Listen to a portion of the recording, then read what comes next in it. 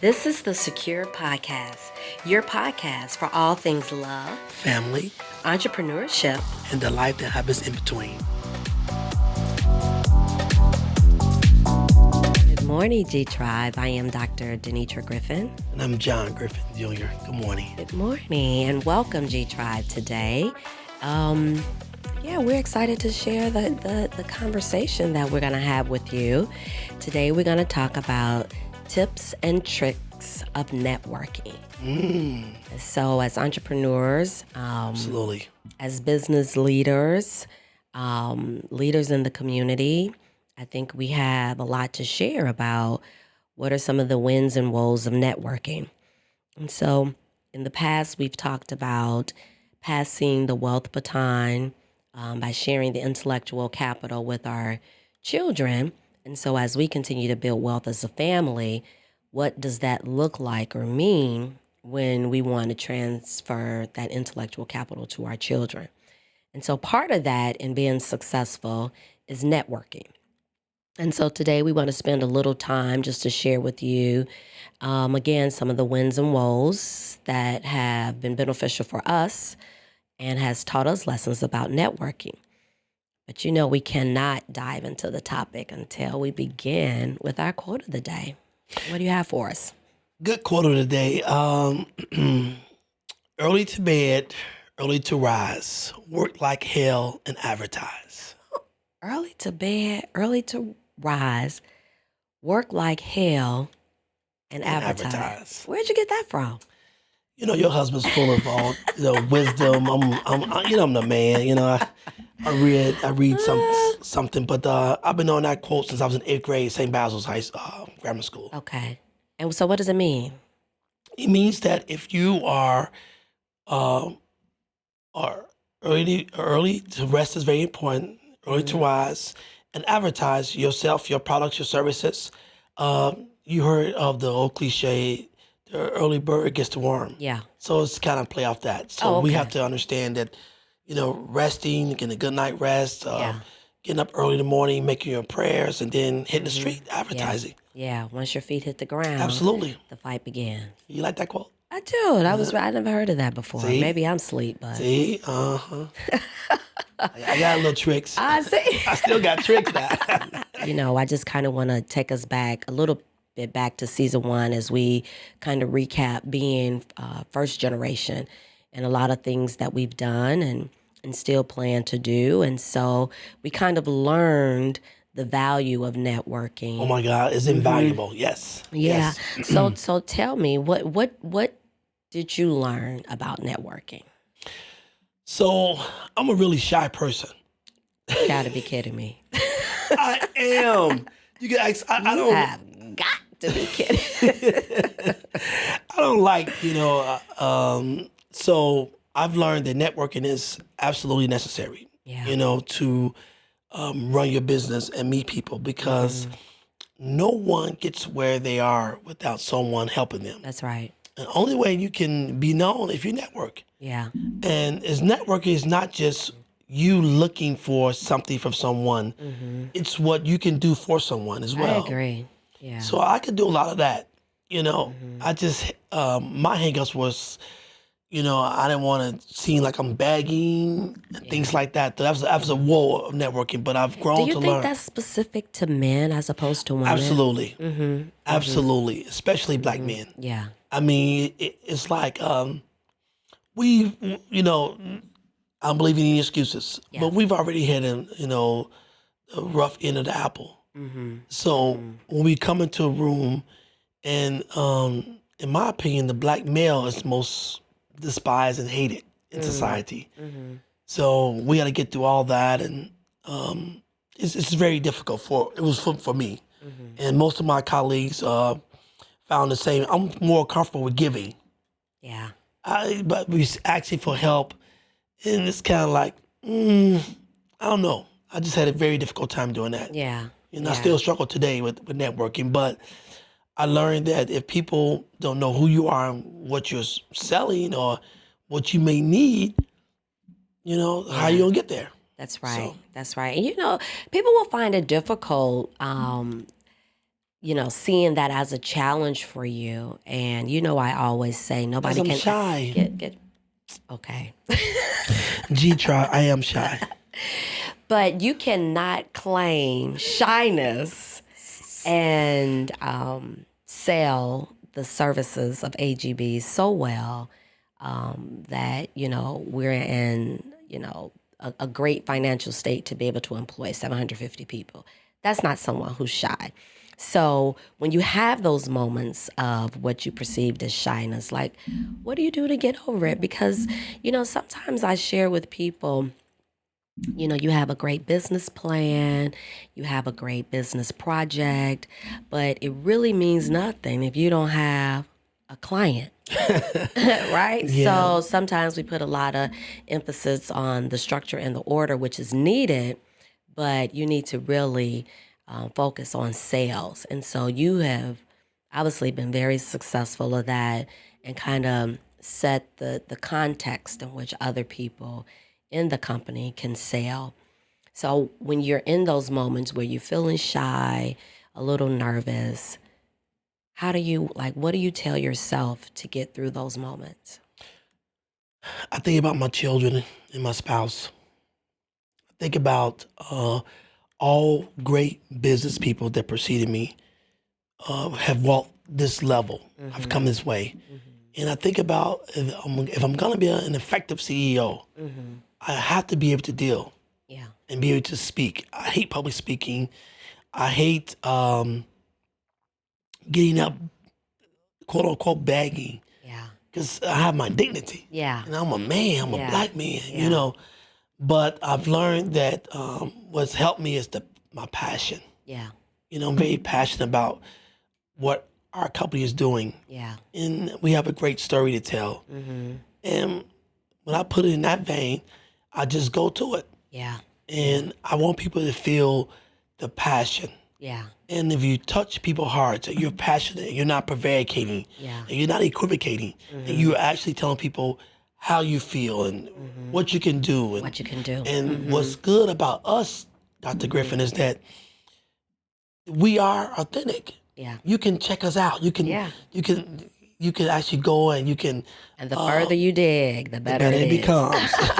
So that's a good thing, So I don't have any skeletons. I don't oversell. Yeah. I don't, oversell and underperform. I hate that. I'm not a symbol without substance. Yeah. So what I say I am, I am. That's right. And what I'm not, I let them know, hey, I'm not this, but there's no reason why I can't get there without your support. That's right. With your support rather. Yeah. So yeah. For women, I think that, well, from my experience, of course, I can only speak for women. For me personally, when sometimes women expect for other women to pull for them, right? So if a woman sees another woman in a position or in a place, they expect for a woman to reach out. And the advice that I give younger women is you need to insert yourself.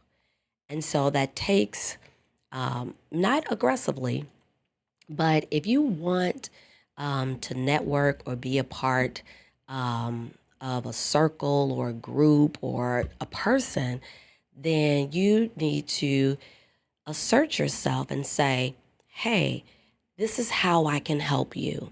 Or I see that there's a gap or a problem or an issue, and this is how I can be of service to you.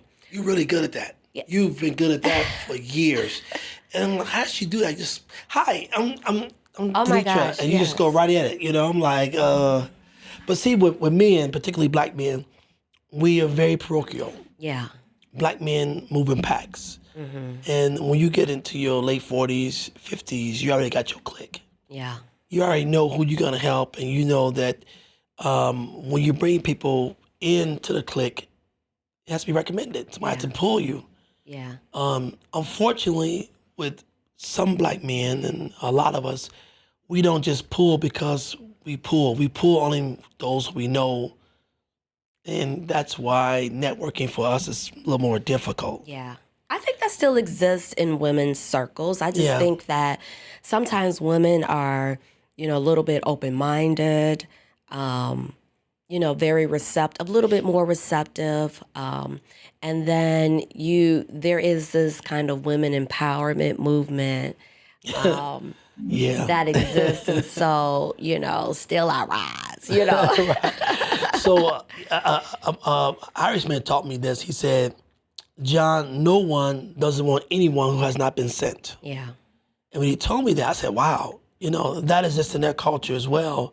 Mm-hmm. But with black men, we so parochial. We really don't open up our clique to anyone. Yeah. You got to really be vetted. And it's kind of difficult because, and this is not a knock on successful black men, but those who are very successful are very leery about helping other people because they've been burned so many times. Yeah, or have put their names on people and been let down. Let down. So as entrepreneurs, you and I, we got to get through all that. Yeah. Get through all those things and let people know, well, we can produce. So what we do, here's a trick, G-Tribe. We tell people all the time, hey, this is who we are, and I will encourage you to vet me. That's right. Before you call me back, please vet me. Look at my ask around. Look at my performer, please. So you call me, you know that I am who I say I am, and it's much more easier. Yeah. So I think it brings about like a certain level of ease and comfort. Right. Yeah. Because the receivers say, wow, okay, I'll do that. I'll vet you and I'll see, what's going on. Or they'll think, well, maybe he's telling me to vet him. He's really serious. So let me listen to this young man or young woman, Right. That's a good trick. Yeah. But I think for me, I had been challenged with, networking in groups where, I'm going to an event for the first time and I don't know anyone there.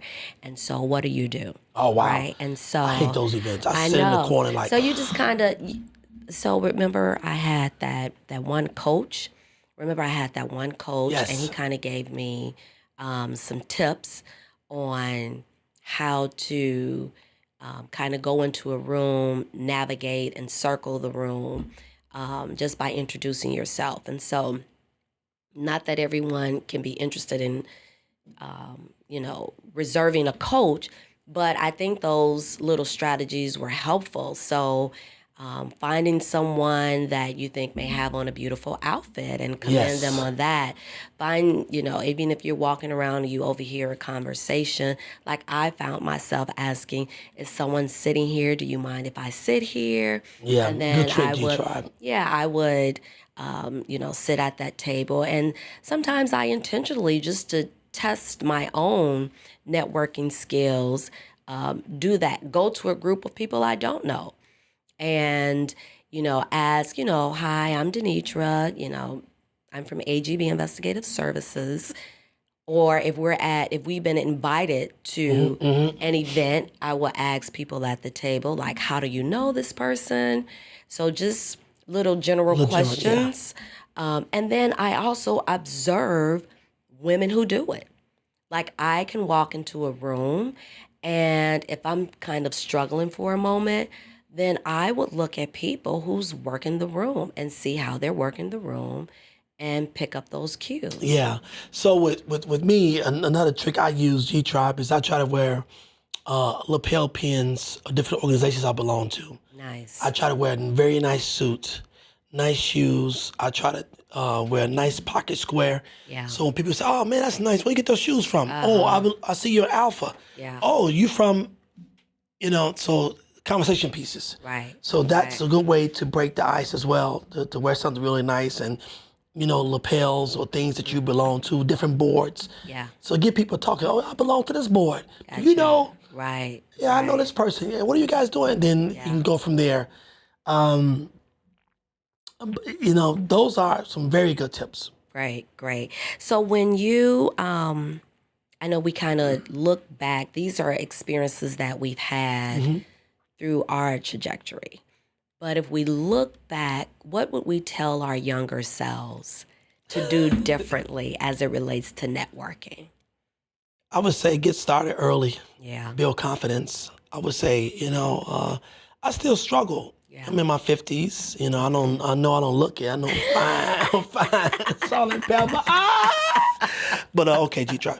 But getting back to, but I know that I struggle with that still. So I think that if I had started earlier, get more confident to go out and do more things like that, it builds confidence, practice. Yeah. You know, but I remember, hey, I'm a CEO, and this is what we do. That's right. That's right. And I go out there and as I say, I'm very comfortable with giving. Yeah. Asking, I'm still Right. Because giving is easier. Yeah. Like, and that's what we do. So when it's always giving back. Right. When it's part of the fabric of who you are, that's right. easier. But growth comes out of discomfort. Got that right. And so we know that we have to continue practicing working those networking circles and networking events. And another thing that I did, and I want to recall your memory on this, John and I were invited to a private event at a bank, and I'm not going to say the bank's name. So we were invited to a private event at a bank. Oh, yeah. And the CEO of that bank was there. And it's a big bank, G-Tribe. It's big. It's a big bank, and it was a private event. And so there were a certain level of economics in the room. And some of the board members of the bank were present. Yep. And so, again, practicing my networking skills. When John and I walked in, we got very little attention, very little interest, right? When we walked in, they were friendly. We were very friendly, but we were also one of maybe 4 minority blacks in the room. Yes. So not that we were looking for any fanfare, but no one was trying to network with us. Let's just say that. Okay, that's a clear statement. At first. And I have been trained to, when you are in kind of networking events or social events, one of the most important things you can do is ask a question. Yep. And so what that does, it gives you the opportunity to say your name, your company, what you do, a couple of tips or accomplishments about that company. Yes. And then you go right into your question. Yes. So now I'm in the presence of board members. I'm in the presence of the CEO of a bank and a lot of high-level officials, business people in the room, and I asked a question. Yes. I gave my name, I gave my company, and I said some keywords, middle market. We employ over 800 people. The room was like, Yep. All eyes were on me. And after that question, the president did answer my question, but I promise you to this day, that president knows our business, he knows our foundation, and everybody in the room knows as well. That's right. Because after I asked that question, everybody came over to us. Folks were lined up to talk to John and me. So when you talk about networking, I was like, talk to her. And then we're friendly, right? Yeah. So we're friendly, but I just encourage everybody, like that's a trick that goes unassuming. So ask a question, right? Yeah, always ask a question. But even with your experience in law enforcement, you're very cognizant of like emotional intelligence, like you're able to read a room well. And so can you talk about like some of the social cues you pick up in meeting people so you'll know how to take it further or how to back off? I look at body language. I look at the way the arms are folded. If they folded such like this, they very closed. What is like this for people who are listening and not watching? Well, I got my left over my right, like I'm folding my arms. Okay. If they are giving me one-word answers, responses, yes, no, thank you, a look, Right. just a little smile, and I say, okay, I know what this is, you know. What about thank you? Long thank you, like thank you. Can you like leave me alone? You know. So those are the cues I take. But when people are warm, and they talk to me. Because when I embrace people, when I come shake their hand, I always grab their elbow. I grab their hand and I squeeze it, and I know from there, and usually people embrace back. Yeah. But if there's a little jerk, like like a pull. pull back, I'm like, they not with it, Yeah. They not with it, so I have to go ahead and back up. But it's so much stuff. Sometimes you can break the ice, and people can still give you those miscues where they're not interested, but they are. Because I sometimes fold my arms like that too, just to be like, oh, you do this? Oh, okay. But I'm still giving them a vibe. Yeah. But you can tell a person's giving you one-word answers, disinterested, looking away, eyes going up, looking at that watch. Back off. Yeah. Yeah. Things like that. So I think for women, some of those cues are obviously the same. You still do a handshake. If I'm introduced to someone, like I want you to meet, if someone says, oh, I want you to meet this person, then for me, I typically embrace with a hug. If someone's bringing someone to me, then I typically shake and then embrace with a hug. I think what is worth mentioning that you and I both, when we talk about networking, and not only do John and I network, people try to network with us. And so what would you say, I know a common practice that you and I embrace, when people reach out to us, we really try our best to respond. That's just a response, even if it's not right now. I'm sorry, I don't have the time. Let me circle. But we really, at least, we try to commit to responding. That's very important, because you and I have a mantra that says a quick no or yes is better than a long maybe. Yeah. And been in business for almost 20 years, we had a lot of long maybes. Yeah. And it never comes up. It may not go our way with a long maybe. Sometimes it did go our way, but just anxiety, because you want to perform. So we made a pact and a promise that we would never do people like that. We let people know, but sometimes I would entertain them, and you like, John, you still gonna tell them no? Why are you talking to them? Yeah. Because I just didn't know how to tell them. Yeah. No, because I felt their passion. Yeah. And but so. Yeah, so we just try to respond. Like, we try to give the courtesy of responding. And so that kind of leads into our next question, where we talk about networking, people trying to network with us, particularly on social media. So John and I had an article that went viral.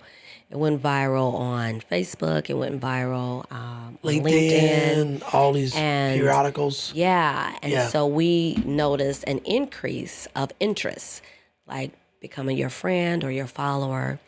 And so just recently, I'm still getting requests to be connected on LinkedIn. And I can use this morning as an example, as I'm going through the LinkedIn connections. Now, LinkedIn would say, only connect with people who is in your network, who knows someone, or who you've at least had an introduction to. Right. But from my perspective, I think that definitely has value. But if I really want to share what AGB is doing and continue to increase AGB's awareness, I looked at how I can connect with some of these people so that I can continue to share the work of AGB. As a result of doing that, I'm getting a lot of messages like, hey, maybe we can grab coffee and, we could talk about our services, like financial services, consulting services. And so I had to pause and say, okay, what is the best way to respond? But I definitely want to respond. So after doing I had maybe 150 invitations. So I'm kind of doing them in pockets of 20. So I went through 20 this morning. Out of the 20, I got 7 messages. Wow. Out of those 7 messages, I'm like, okay, so let me go through. Let me see what they do. And some of them were financial services. And I just responded and said, thank you so much for reaching out at this time. We are not in need of any financial services. I look forward to staying connected. But at least acknowledging the message and not leave them, like the kids say, leave them on red. So that's very important. I too have been getting a lot of messages and people asking for mentorships. Yeah. And I can't possibly mentor everyone. Right. But I will caution you, Dr. Griffith, that I did take one meeting from LinkedIn. Mm-hmm. And it was an older black gentleman. And for some reason, I took the meeting. I don't know why. He just said, I had a security company like yours 25 years ago. I had X amount of employees and not of revenue. And I would like to sit down and just talk to you and give you some tips. And I was like, Well, that was a nice message. and I said, but I could have, so I said, yes. So I told my assistant to give me 30 minutes with the guy. So he came in the office on Monday and he sat there across from me and he talked to me. He was like, listen, and I believe that it was an angel because I told you, I can't talk to you about it afterwards. I said, man, this brother said something to me. And what he said to me was, he walked in and he had tears in his eyes. He said, listen, every security company I know of that's black owned, that was at your level is no longer here. He said, the Gartners are not here. The Johnsons are not here. He said, but you're here. He said, but I want you to do me a favor. And I said, what's that? He said, I want you to remain humble. He said, remain humble and remain professional. You're going to go far. And we talked a little bit more about financial services. And then he said, yeah, man, I have no more else to talk to you about. He shook my hand and he walked out. So I said, what was the message to that? What was the message? So I took it like God is preparing us, AGB, for a major increase. Oh, yeah. And I think that man was coming to let me know, as an angel, you need to make sure you remain humble and make sure you still reach out to people who's asking for assistance and things like that. And just remain grounded. And I told our staff that yesterday's story. I told Tafair and I told Arbor, I said, listen, this guy, I said, I'm gonna give you a testimony.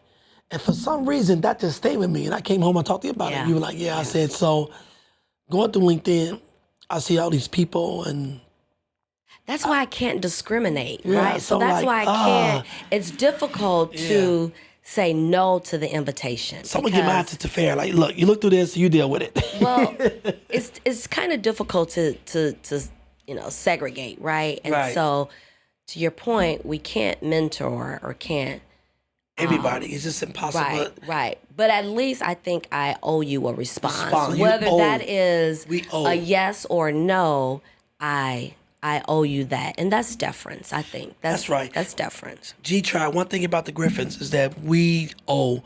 When we say we owe, we mean that someone had to help us through prayer, through a word, through a recommendation, through an opportunity. So as two black kids born in the inner city, went to public high schools, we understand that we owe our community. And when people seek out knowledge or seek out advice or seek to help us, we owe them something in return. A yes, a no, an ear, or a word. Yeah. So we owe. I agree. So we both, now that we are in the stage of our professional career as we are, have found value in being a part of different organizations that's also aided to the growth of AGB. So when we talk about networking, those have been successful for us on boards that we've been on. Greek life organizations or Greek organizations, social groups. And can you kind of share your stories on how some of those organizations have added value? Oh my God, just I'll take one, Illinois Black Chamber of Commerce on the leadership of Larry Ivory. That brother not only has mentored me as a black man, but has helped the business grow tremendously in different areas that we're trying to grow in. When I say grow, not necessarily mean monetarily, I mean grow in terms of giving me exposure and giving me direction. Because I believe that knowledge is just as important as monetary, or more important. Melinda Kelly, Chatham Business Association, has fought, helped, open doors, opportunities for us. So these are boards that are mission to do what? These boards are to increase and development of black businesses. Very good. Cannot leave out the brothers of Alpha Phi Alpha Fraternity Incorporated. My mentors, my frat brothers have directed, have aided me, have shown me, have been an ear. You can't, it's invaluable. So all my boards I belong to, Great. have helped me in different ways. And I join boards not to just see what I can get. Like I want to get. I join boards to give them myself. To say, oh, I have some aptitude, I have some acumen. I can come in, I can deal a little bit, and in return, I've got so much more. Yeah. Yeah. Same here. And I think it sounds like what you're saying is, really finding a board that where there's an equal exchange, Yep. where I can gain something that's going to add value and benefit our business goals and objectives, and in turn can actually give back to the organization so that it grows and it can support and help other entrepreneurs. So you need to Absolutely. be able to find a board Absolutely. that you're connected with the mission. Have to be connected to the mission. And I think as African Americans, we do not stress the relevance of board commitment enough. That's right. And so starting at a young age, once you're done after you graduate, it was important to me that our children become associated with the alumni. And so my oldest son hasn't done it yet, but it's important that you connect with your alumni. That's the first social group of building not the first, but your social group of building your network. And then being able to look around, what's important to you? What mission or social ill are you connected with that you want to develop or help mitigate? Right. And you find a board. Yeah. Our board, I was giving back foundation board. There's no greater feeling than what we do for those children. That's right. There's no greater feeling than blessing others. That's right. And helping them go on their sojourn to college with scholarships and seeing their parents smile. And then they come back to us through the summer. Or when they graduate, they come back and they want to just hang around you, Dr. Griffin. Yeah. That's no greater feeling to be a part of that. So board membership is board commitment. Board membership is my God. And it's a great network too, because those boards are going to put you in rooms with people, just like you or people you're trying to get to. That's right. So yeah. That's an excellent way to commit. And then even if as I discussed, as you talked about the fraternity, for me specifically with the sorority, using that or having that as a form of networking has just been phenomenal. Oh man, AKAs are so. Y'all run everything. I'm like, what? You're like, yeah, we going to Disney. Oh, I have a soror on the board. What? Of Disney? But it's the connection. Right. But I also want to say that it's nothing magical or mystical about it. That's correct. Like you can't just join these organizations what you put in and think something's going to happen. That's right. Just as much as you give to the organization, that's what comes out. That's right. And so the sorority has been very valuable for me when I'm in certain rooms and there are only a few African-American women, only a few of African-American women there, and I can pull out my writing pen and there's the connection. That's right. And so, but it's really about putting that time and investing that time in locally, regionally, and nationally. And that helps strengthen those networking opportunities. Absolutely. If we can strengthen our board commitments and if I'm an asset advantageous for the board, then it's stronger for those who come behind us. That's right. So we always think about people who come behind us. Right. Sometimes I tell people, well, I didn't get this far on my own, so I have to help you get past me on my shoulders, push you up. That's right. Mentor young brothers and sisters. That's what we do. And one other thing I think is worth mentioning as a tip, we have to make sure that we prepare our children for social groups so that when they are beginning to network, it's not foreign to them. So even if it's a mom and son club or the computer club at school. You have to make sure that you're giving them the exposure of working with groups of children so that as they matriculate into high school and college, guess what you're doing? You're building their network. Jack and Jill. Yeah, and not just Jack and Jill, because that, is an invitation-only exclusive type of organization. So Jack and Jill is the largest family, African-American family organization, right. And it's a hefty price tag to be a member. So don't I know? Right, but it's a great network. It is. Yeah. But even outside of that, if you just want to, just think about clubs and groups, the Mocha Mom group, Top Teens group. But it's important that we expose our young people to those groups and clubs at a young age and express to them the importance of networking. Right. Right?